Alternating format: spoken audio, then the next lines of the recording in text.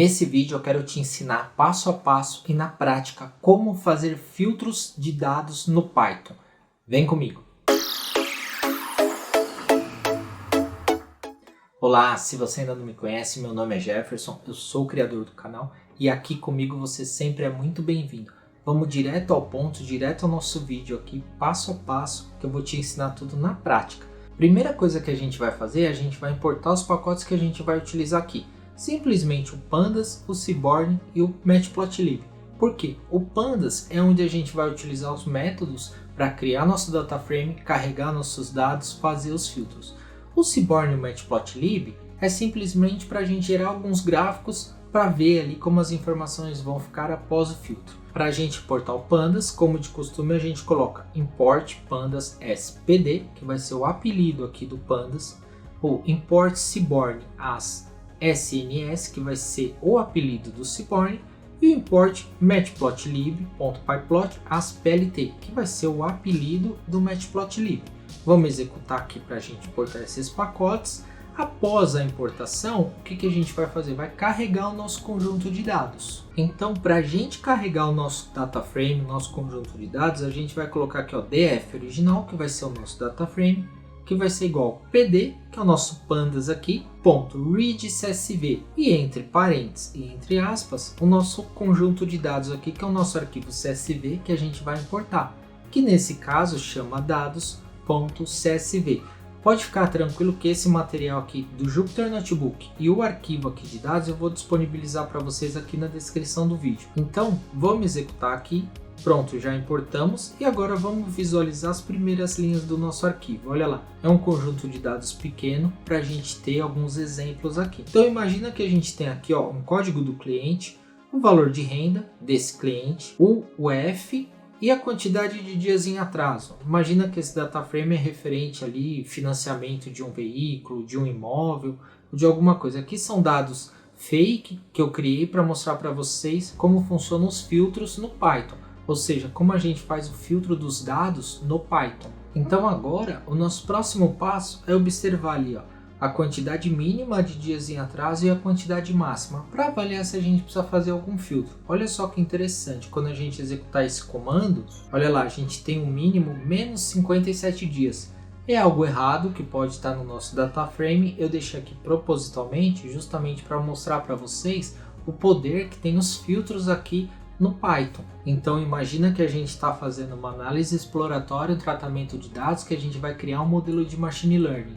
Concorda que não vai existir dias de atraso menos 57 dias, menos 10, menos 5. Ou seja, a partir ou o cara não tem nenhum dia em atraso, que é 0, ou tem mais de 0, que seria 1, 2 e assim consecutivamente, até 2735. Nesse caso, 2735 é possível. Por quê? Porque aqui daria quase em torno ali de 8 anos de atraso.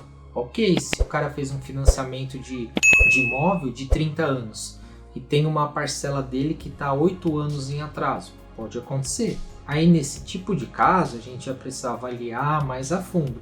Aqui, sim, não vamos nos atentar aos dados que estão aparecendo, porque o objetivo aqui é mostrar como que faz os filtros, porque é algo bem simples e que no dia a dia te ajuda muito. Então, o primeiro filtro que a gente vai fazer, a gente vai só considerar, a gente só vai querer que os dias em atraso ali no nosso data frame sejam iguais ou superior a 0. Então, o que a gente faz? A gente coloca df original igual df original.lock. Porque o lock é para a gente localizar ali por coluna. Eu já expliquei detalhes sobre lock, ilock, slices. Vou deixar um link de um vídeo aqui na descrição. Depois você pode dar uma olhada e aprimorar mais seu conhecimento, porque é um vídeo bem bacana sobre slices em Python. Voltando aqui, então a gente vai usar o comando lock e a gente vai filtrar o que? O nosso data frame original, a quantidade de dias em atraso, que seja maior ou igual a 0. E aí quando a gente executar, olha lá, super rápido, ele já fez. E vamos visualizar novamente agora os nossos dados. Se a gente rodar aqui de novo, então a gente está vendo, já filtrou e já atualizou nosso data frame. E a gente tem aqui o mínimo 0 e o máximo 2735. 2735. Ok, é o que a gente queria aqui nosso objetivo, um dos nossos objetivos era esse, beleza? Agora a gente vai avaliar a variável de renda. Da mesma forma que a gente fez o min e o max aqui dos dias em atraso, a gente vai fazer da variável renda.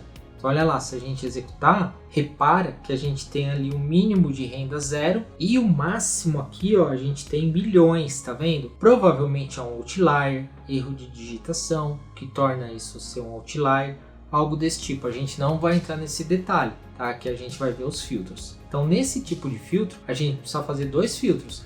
A gente precisa considerar, vamos pôr aqui, ó, que a gente queira considerar o que é acima de 1000 e o que é abaixo de 100 mil, ou seja, a gente quer que o nosso data frame fique ali com casos que tenha renda entre 1000 e 100 mil. Então vamos fazer esse filtro. Só que antes, se você não tiver inscrito, se inscreve aqui no canal, porque toda semana eu trago conteúdos novos, tudo bem detalhado, passo a passo, na prática, disponibilizo todo esse material para você.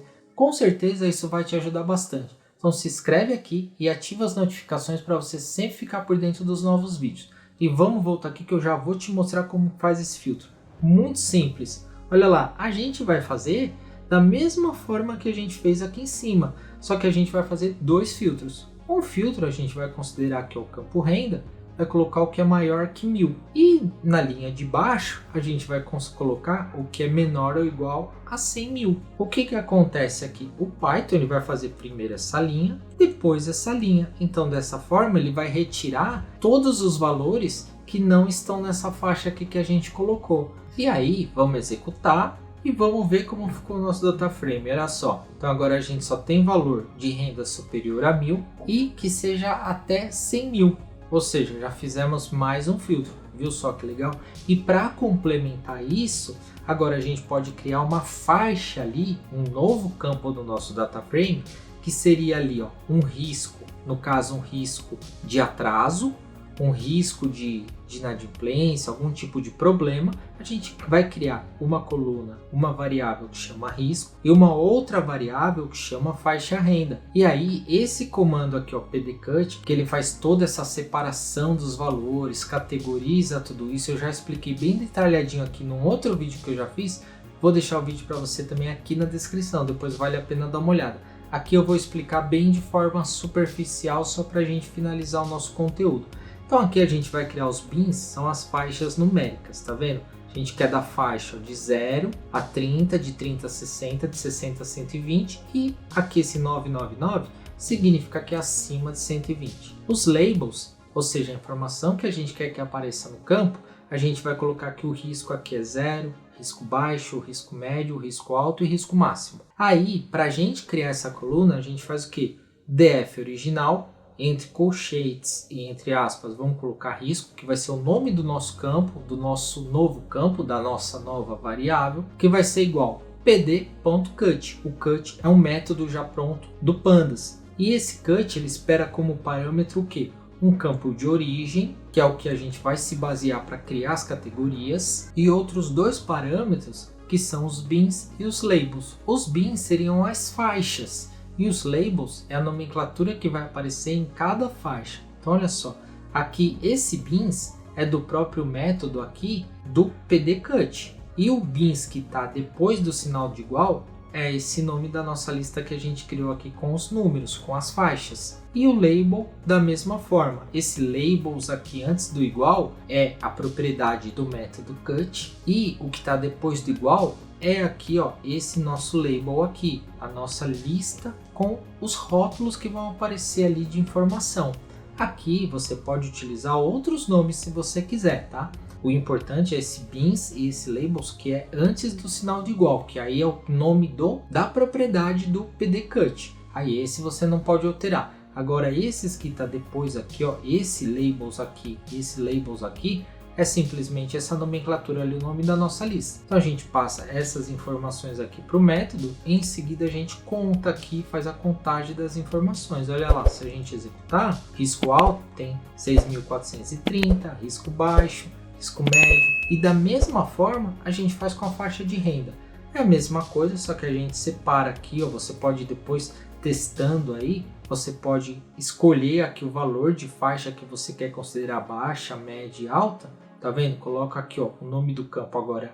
A gente vai aplicar com base no campo renda. Vamos executar. Olha lá. Então, da mesma forma, ele criou um novo campo e uma nova faixa ali categorizada. E agora, se a gente visualizar o nosso data frame, olha como ele ficou. Tá vendo? Então, se você observar, a gente criou uma nova variável chamada risco e uma nova variável chamada faixa renda, com aquelas informações que foram as categorias, aqui os rótulos que nós passamos aqui no método cut. Viu que legal? Então, além dos filtros, eu quis trazer também esse método cut para vocês verem como isso vai enriquecer suas análises, seu tratamento de dados. E agora, para a gente finalizar, a gente gera os gráficos e olha só, a gente visualiza de forma gráfica essas informações. E para não estender muito o vídeo, eu não vou aqui explicar em detalhes os comandos para gerar os gráficos, porque eu vou te deixar um link aqui na descrição de um vídeo para você gerar mais de 40 tipos de gráfico. Aí eu te explico nesse vídeo tudo bem passo a passo, como funciona cada parâmetro, como você passa o nome das colunas, das variáveis, os dados ali, o seu data frame. Então é um vídeo que você vai conseguir fazer mais de 40 gráficos e vai enriquecer muito seu conhecimento, vale a pena dar uma olhada. E se você ficou com alguma dúvida ou tiver alguma sugestão, deixa para mim aqui nos comentários que eu vou te responder o mais rápido possível. Muito obrigado e até o próximo vídeo.